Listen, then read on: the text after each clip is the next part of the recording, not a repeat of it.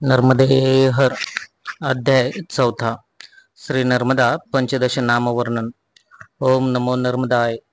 श्री मार्कंडेय उवाच तंतोर्णावात्समूर्त्यार्थ त्रिकुटशिखरे स्थितं महाकनकवर्णाभे नानावर्णशिलाचिते।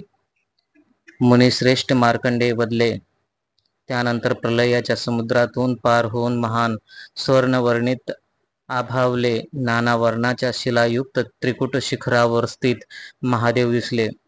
हे तात, त्या उच्च शिखरावर कोटी रुद्रयुक्त श्री महादेव परमात्मा ईशान अज अविनाशी सर्वभूतमय शिव समासीन होते।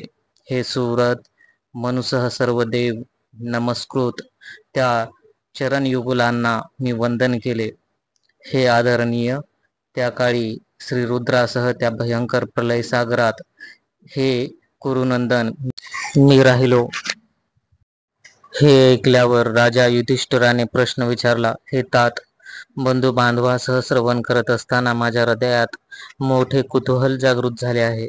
तेव्हा सांगावे की कमलाक्षी घोर अंधारमय महाप्रलयी सागरात योगी सम भ्रमण करणारी ती स्वतः श्री रुद्रोत्पन्न व नित्य मानणारी कोण होती? श्री मार्कंडेय यांनी सांगितले, अबलाच्या उत्पत्ती संबंधी हाच प्रश्न पूर्वी मी स्वतः मनुला विचारला होता।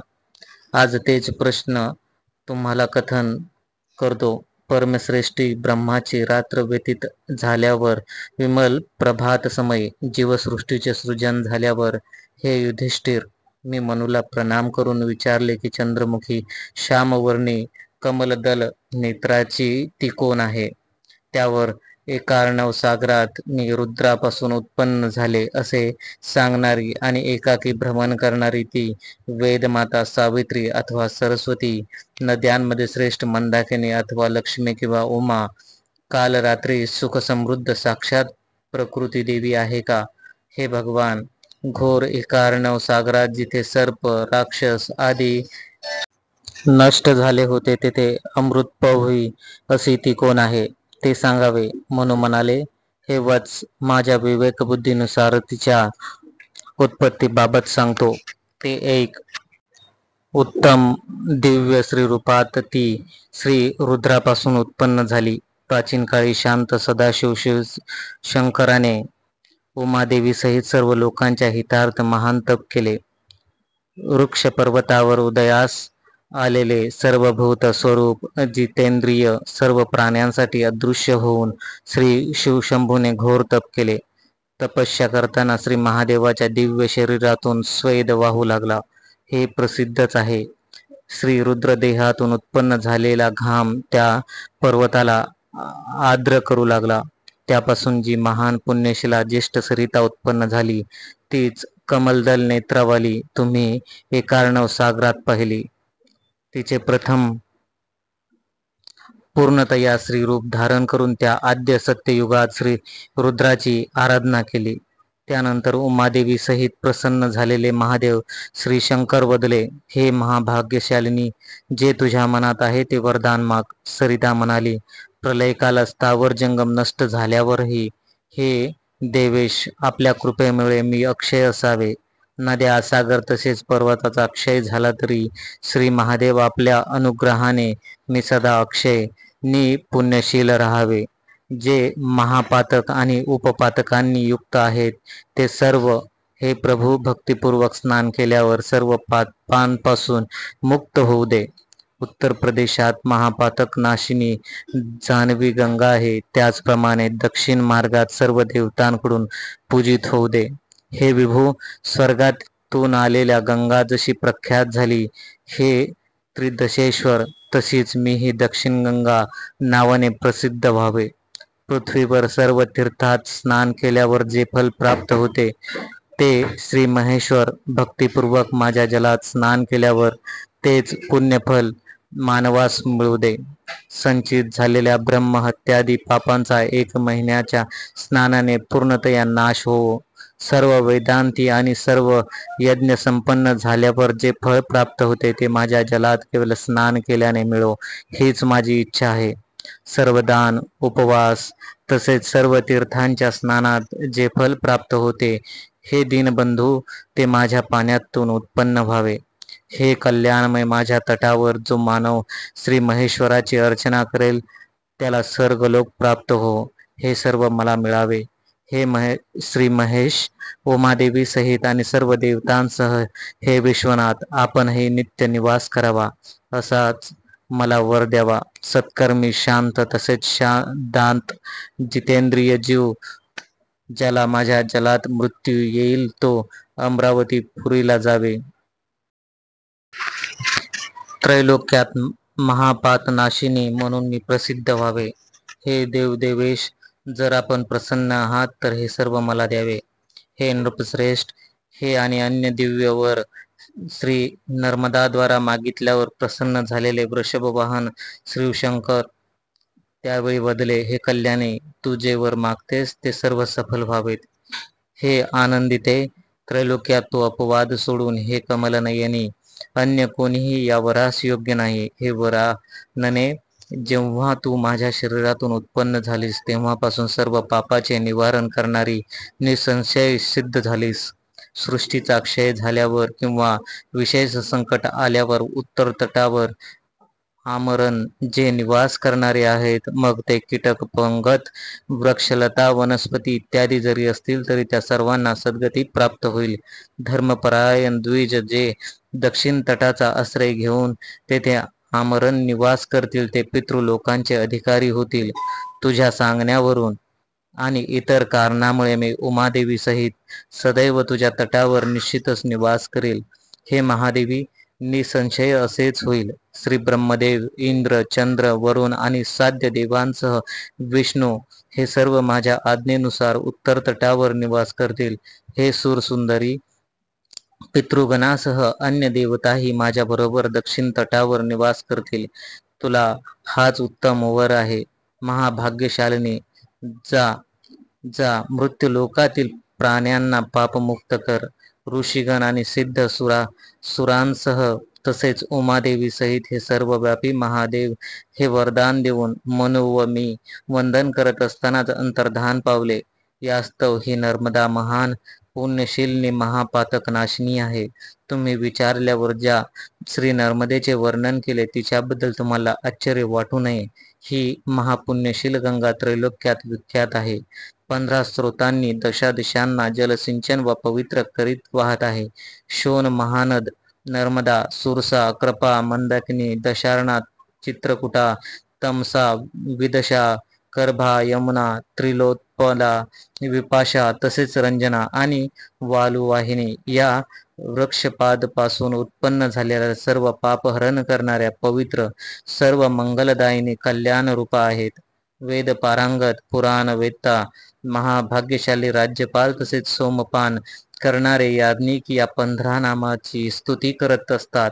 हे नरोत्तमा, हे सर्व महान पुण्य वर्णन मी तुमच्यासाठी केले.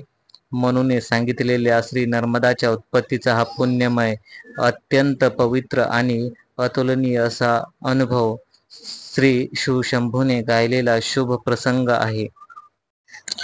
जे याचे भक्तिपूर्वक कीर्तन व श्रवण करतील तसेच प्राप्तकाली उठून ही 15 नावे उच्चारतील, हे भरतवंशोत्पन्न राजा ते स्नानामुळे मिळणारे सर्व पुण्य प्राप्त करतील.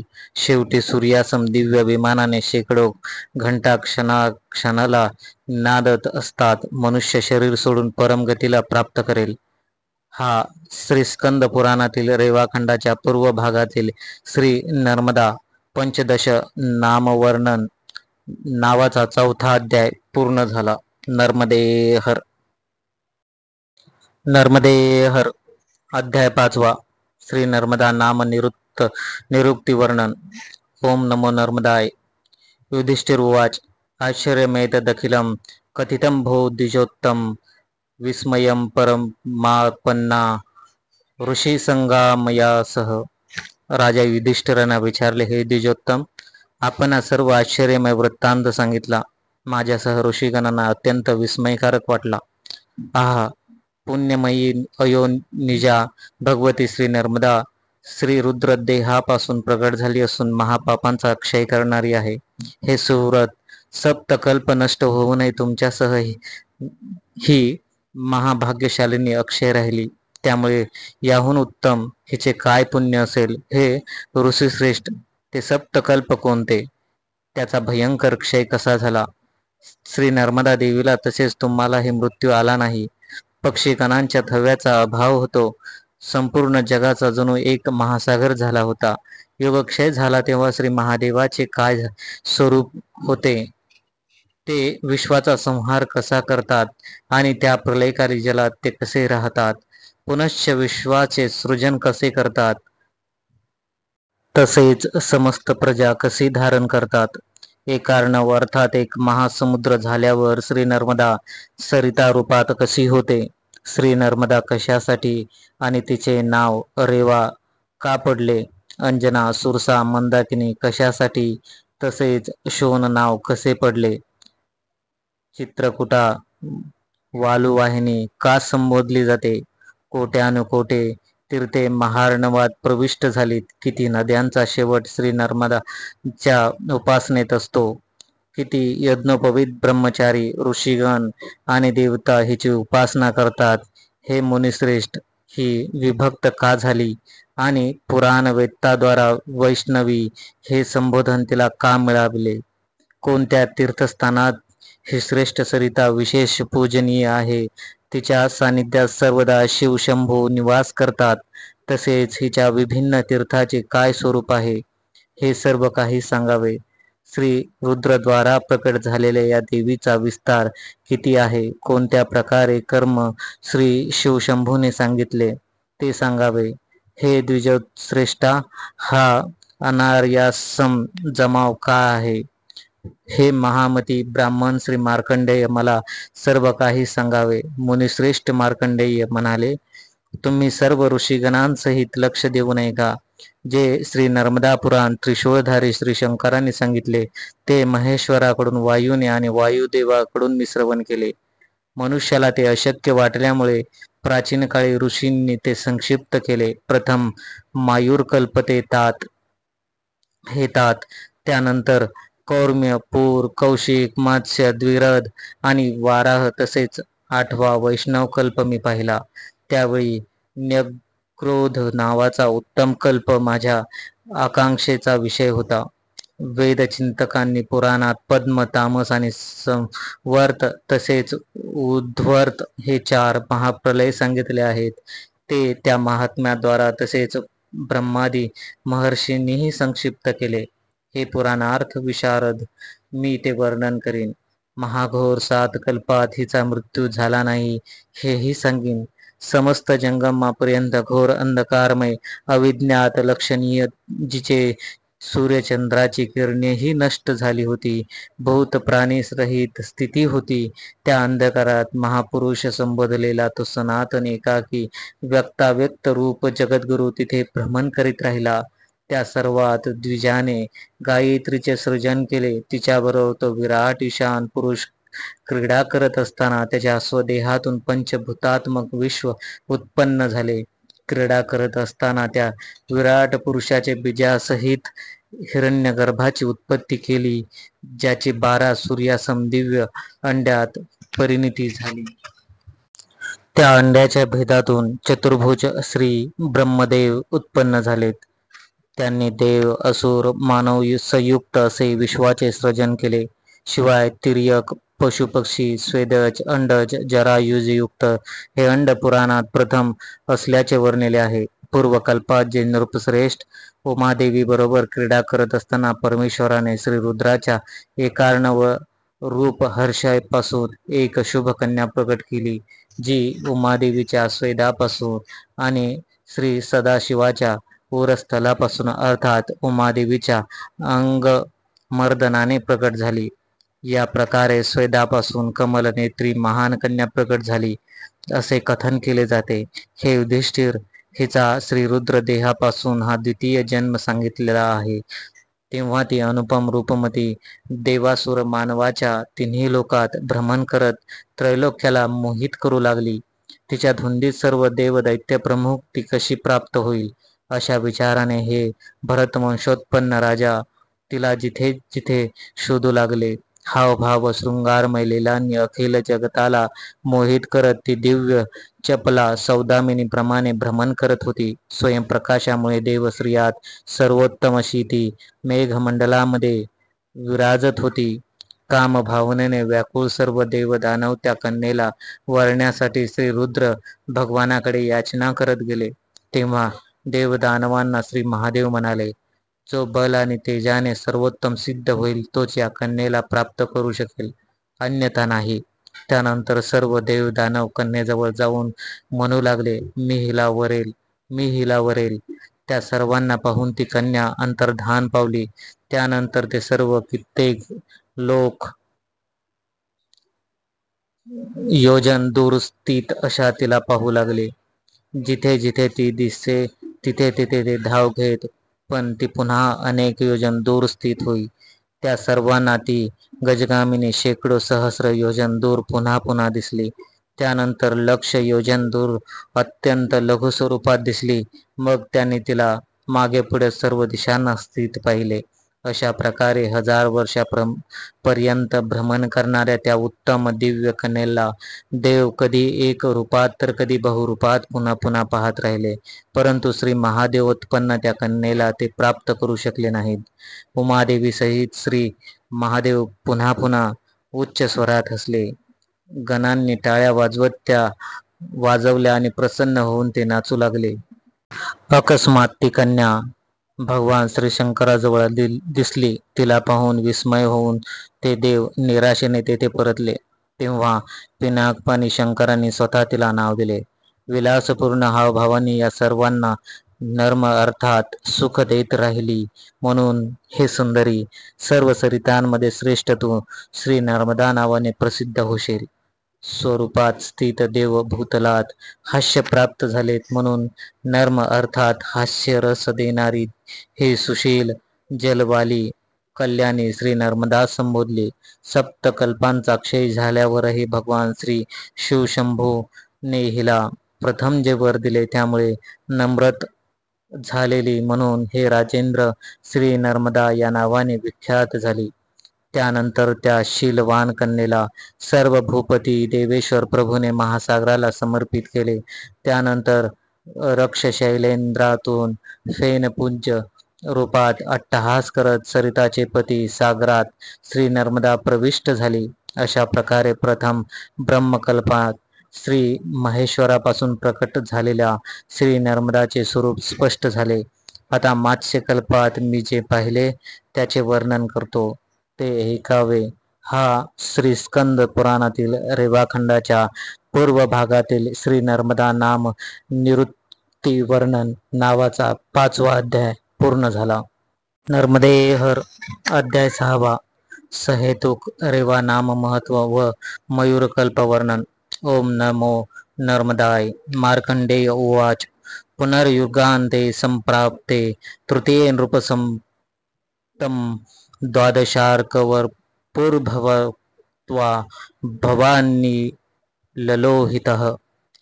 मुनिश्रेष्ठ श्री मार्कंडेय बदले, हे नृपश्रेष्ठ, पुन्हा तृतीय युगाचा अंत झाल्यावर भगवान नीललोहित श्री शिवशंभूने 12 सूर्य शरीर धारण केले. सप्तयुग सप्तद्वीप समुद्रापर्यंत शैलवन काननासहित संपूर्ण पृथ्वीमंडल कालरूपी महेश्वराचे दग्ध केले. त्यानंतर महामेघ होऊन जलात ते बुडवले. कृष्णवर्ण झालेल्या या संपूर्ण जगाला विद्युत तसेच इंद्रायुधाने अंकित पृथ्वीला त्या एकार्णवाद बुडवून मायाद्वार त्या विमल जलात जगाचा संहार करून स्वतः कृष्णवर्ण श्री विष्णू होऊन योग निद्रेत स्थिर झाले. त्यानंतर मी त्या घोर अंधकारमय प्रलय जलात वायुरूपी श्री महेश्वराच्या स्वरूपात 1000 दिव्य वर्षापर्यंत भ्रमण करत राहिलो. ज्याने हे गहन दृश्य निर्माण केले त्या देवेश्वराचे ओम पूर्वक ध्यान करत हे राजेंद्र त्या विमल जलात मी स्थिर राहिलो. सर्व स्थावर जंगम नष्ट झाल्यावर त्या घोर महार्णवात एकाएकी स्वर्ण पत्रावाल्या मयूराला पाहिले, जो आकर्षक चंद्रबिंबाने युक्त होता. सुंदर नेत्र असलेला नीलकंठ होता. त्यानंतर तो मयूर त्या महार्णवात मोठ्या आवाजात विक्षोभ करत तीन शिखराचा शिखंडी त्रैलोक्याचा रक्षक असा महानुभाव भ्रमण करू लागला. श्री शिवशंभोनेच मयूररूप अर्थात श्री रुद्र स्वरूपात त्या विक्षुब्ध महार्णवात भ्रमण करणाऱ्या महावेगवान श्रेष्ठ सरितेला पाहिले. लाटाच्या जाळ्यात भ्रमण करणाऱ्या तिला अचानक पाहून मयूररूपी श्री महादेवाने विचारले, तू कोण आहेस? हे शाश्वत शरीररूपिणी या महाप्रलयातही तुझा क्षय झाला नाही. समस्त सुरगण नष्ट झाल्यावर तसे सर्व सरोवर सरिता सागरही विलीन झाल्यावर हे कमलनयनी तू कोण भ्रमण करत आहेस? कुठे जात आहेस आणि तुझा क्षय का झाला नाही? श्री नर्मदा उत्तरली, हे देवेश, आपल्या कृपेने मला मृत्यू आला नाही. हे देव, रात्र व्यतीत झाली, आपण पुन्हा विश्वाचे सृजन करावे असे सांगितल्यावर श्री महादेवाने आपले पंख पंजर फडफडवले. त्यावेळी त्याच्यातून आणि पंखातून बाहेर पडून देवदैत्यराज प्रकट झाले. त्यांच्यात श्री नर्मदा सरिता पुन्हा भ्रमण करीत राहिली. त्यानंतर हे भरत श्रेष्ठ एक अन्य महापर्वत दिसला, जो अतिविस्तीर्ण 3 शिखरांनी युक्त बैलशृंगासमान होता. तो त्रिकुट नावाने विख्यात व सर्व रत्नाने विभूषित होता. त्या चित्रकूटाला भिजवत ती भूतलावर आली म्हणून त्रिकुटी नावाचे प्रख्यात झाली. पितरांना तारणारी परा म्हणून प्रसिद्ध झाली. त्यानंतर द्वितीय शिखरावर गंगा धरणी तलावर विस्तीर्ण झाली. त्यावेळी चित्रकूटाचा तिसरा शृंग 7 खंडात विभक्त झाला. तेच जम्बूद्वीप 7 कुल पर्वत आहेत. चंद्र नक्षत्रासहित ग्रह, ग्राम, नदी, नद, अंडज, स्वदेश, उद्भिज आणि जरायुज प्राणी प्रकट झालेत. अशा प्रकारे हे सर्व जग त्या मयूरापासून प्रकट झाले. हे नर शार्दूल, समस्त श्री महादेवाचेच हे प्रगट स्वरूप झाले. त्यानंतर त्या नद्या व समुद्राचे अलग अलग विभाग करून देवदेवेश्वराने श्री नर्मदाला दक्षिण दिशेस प्रयाण करण्यास सांगितले. या प्रकारे ती महापात नाशिनी दक्षिण गंगा प्रसिद्ध झाली. जशी उत्तर दिशेस गंगा पवित्र आहे, त्याच प्रकारे तो दक्षिणेस आहे. जशी महापवित्र गंगा माझ्या मस्तकातून उत्पन्न झाली, त्याच प्रभावाने युक्त हे महाभाग्यशालिनी निसंशय तूही आहेस. तसेच हे सुव्रते, मी माझ्या एकांशाने सदा तुझ्याबरोबर राहीन. महापातकांसाठी तू औषध रूपी सिद्ध होशील असे श्री महादेवाने सांगितल्यावर ती शीघ्रगती वाली महापातक नाशिनी श्री नर्मदा दक्षिण दिशेस निघून गेली. वृक्ष शैली प्राप्त झाल्यावर चंद्रमौळी शिवशंभूच्या अनुग्रहाने महावेगवान जलप्रवाहाने श्री महादेव प्रेरित जलमयी उत्पन्न श्री नर्मदा हे महामहिपती श्री महादेवाद्वारा महती नावाने प्रसिद्ध झाली. तपस्या करताना त्या श्री महादेवाच्या त्रिशूळाच्या अग्रभागातून काही जलबिंदू पडल्यामुळे ती शोण नावाने प्रसिद्ध झाली. ते 17 बिंदू गणले जातात. या सर्व श्री रुद्रदेहातून निघणारी व श्री महादेवाकडून वरदान प्राप्त झाल्यामुळे सर्व नद्यांमध्ये श्री नर्मदा अत्यंत पुण्यशील आहे. श्री शंकराच्या अनुग्रहामुळे महापात नाशिनी ती देवी त्या घोर महार्णवात दिसू लागली. अशी स्पष्ट स्वरूप महाकाया असल्यामुळे ही महती म्हणून संबोधली जाते. मेघमंडळासम द्विजगाद्वारा क्षोभ प्राप्त केल्यामुळे कलुषत्व वहन करताना सरस झाली म्हणून सुरसा म्हटले जाते. सर्व लोकांना अभय प्रदान करणारी तसेच संसार सागरात बुडणाऱ्यावर कृपा करणारी कृपा नावाने ज्ञात आहे. प्राचीन पुण्यमय कुलयुगात दिव्य मंदार वृक्षांनी अलंकृत, कल्पवृक्षाने व्याप्त, फुललेल्या रोहित वृक्षांनी घेरलेली, मंदगतीने वाहणारी मंदाकिनी घोषित झाली. महार्णवाच्या प्रलय जलाला भेदून इहलोकात शीघ्र आली म्हणून सिद्ध व देवतांना पूजित अशी ती महार्णवा वर्णली जाते. विविध कमळांनी युक्त आणि वृक्ष पर्वतातील हत्तींनी व्याप्त विपुल पर्वतांना भेदून महासागराकडे धाव घेणारी, सर्व दिशांना उच्च अवजात भ्रमण करणारी, जिथे जिथे भूमीला स्नान घालत विराजमान असते, म्हणून तिला रेवा म्हणतात. पत्नी पुत्रादी अत्यंत दुःखी शापांनी घेरलेल्या मनुष्याला पापरहित करणारी अशी ती विपापा नावाने ओळखली जाते. मलमूत्र, धूळ, रक्त आदी घाणेने युक्त शरीररूपी पाशांनी बद्ध व्यक्तींना संसार सागरात तारणारी आणि पाशमुक्त करणारी असल्यामुळे विपाशा नावाने जाणतात.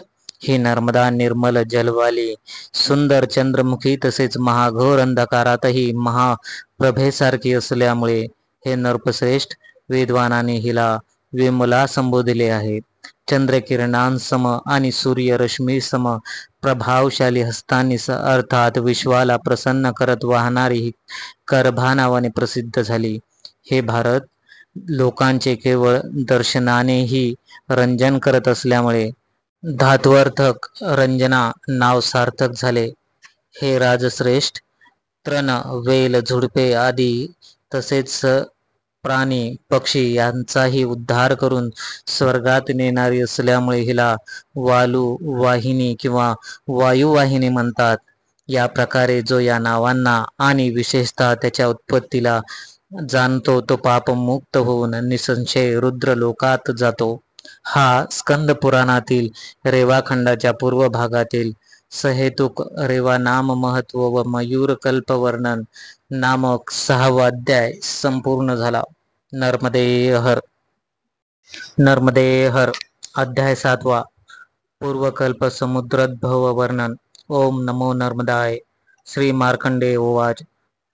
पुनरेकारणवे घोरे नसते स्थावर जंगमे, सलिले नालुप्ते लोके निरालोके तमोद्भवे. मुनिश्रेष्ठ श्री मार्कंडेय वदले, पुन्हा एकदा चराचराचा घोर विनाश झाल्यावर इहलोक जलव्याप्त झाले, एकार्ण व रूप प्रकाशरहित अंधकारमय झाले. या अंधकारपूर्ण महासागरात काजव्यासम रूपवान एकटे श्री ब्रह्मदेव दिव्य 1000 वर्षापर्यंत भ्रमण करीत राहिले. तेव्हा श्री ब्रह्मदेवाने 1000 योजनपर्यंत पसरलेले अपरिमित व सर्वश्रेष्ठ 12 सूर्यासम तेजस्वी सहस्र चरणवाले कासव शरीर धारण केलेल्या त्या परमात्म्याला क्षीरसागरात पाहिले. हे आश्चर्य चकित झालेले श्री ब्रह्मदेव त्यांना हळूच जागे करू लागले. वेदांगात होणारी स्तुती तसेच मंगल वचनाने जागे करत ब्रह्मदेवाने सांगितले, हे वाचस्पती महाभूत, जागे व्हा, माझा नमस्कार स्वीकार करा. हे परमेश्वर, आपल्या उदरात संपूर्ण जग स्थित आहे. हे परम तेजस्वी, हे जग संक्षिप्त केले होते ते आपण मुक्त करा. ब्रह्मरात्र व्यतीत झाली आहे, आता दिवस होत आहे. हे लोकेश, संपूर्ण विश्वस्वरूपाचा विचार करून जशी जगसृष्टी संभव आहे तशी करा.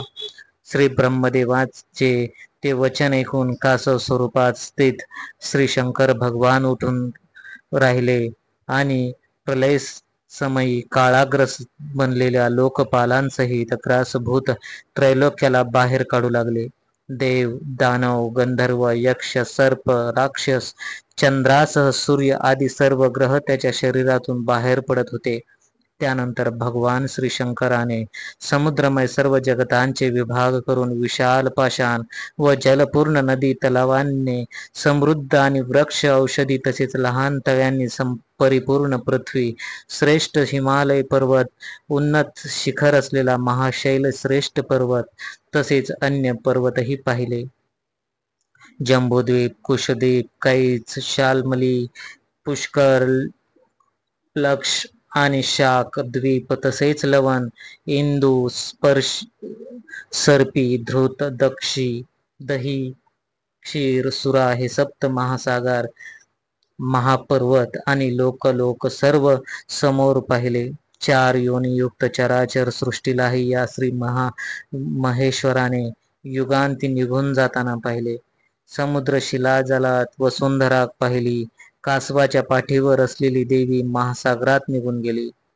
प्रभूने विखुरलेल्या शैल शिखरात जे नदी तलाव वर्जित होते तिथे असंख्य तरंगांनी युक्त चंचल जलवाली भरपूर विविध भवरे अनेक औषधी वेली विकसित विभिन्न कमल आणि शिला तलांनी व्याप्त रंगीबेरंगी अनेक जातीचे हंस तसेच सारस आदी पक्ष्यांच्या किलबिलाटासह मासे कासव यासारख्या जलजीवांनी पूर्ण दिव्य मायारूपवाली सुंदर श्यामल मेघ समान चमकत्या सोन्या समान कांती असलेली अनुपम जलाशयाने पूर्ण नदी भगवान श्री शंकराने पाहिली.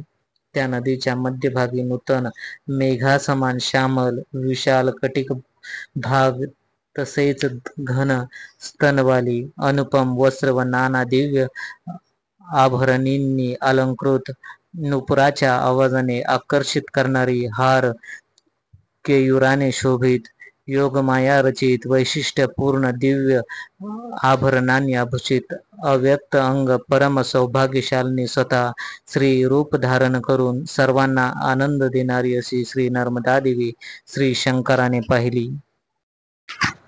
अर्ध उद्यत भुजा कमलपत्राप्रमाणे नेत्र आणि देवादिदेव श्री शंकराची स्तुती करत पाण्याच्या वर येणाऱ्या त्या कल्याणीला पाहून विस्मित हृदयाने तिच्या निर्मळ जलात स्नान करून मी तिची स्तुती करू लागलो. वेदमंत्राने प्रसन्न होऊन मी तुझी पूजा केली. हे राजन, त्यापूर्वीची चराचर सृष्टीही मी पाहिली. देवासुर गंधर्व नाग मोठे साप हे सर्व दिसले. जिचा कधी क्षय झाला नाही अशा या महाभाग श्री नर्मदालाही पाहिले. हे नृपोत्तम, श्री महादेवाच्या कृपेने त्यांच्याच शरीरापासून उत्पन्न झालेल्या श्री नर्मदाला पुन्हा पुन्हा पाहिले. हे मी तुम्हाला सांगितले. ब्राह्मण आदी जे श्रेष्ठ कूर्म कल्पातील या प्रादुर्भावाच्या कथेने पठन करतात, तसेच जे विद्वान ही कथा श्रवण करतात, ते सर्व पापातून मुक्त होतात. हा श्री स्कंद पुराणातील रेवाखंडाच्या पूर्व भागातील पूर्वकल्प समुद्भव वर्णन नावाचा 7वा अध्याय संपुष्ट झाला. नर्मदे हर.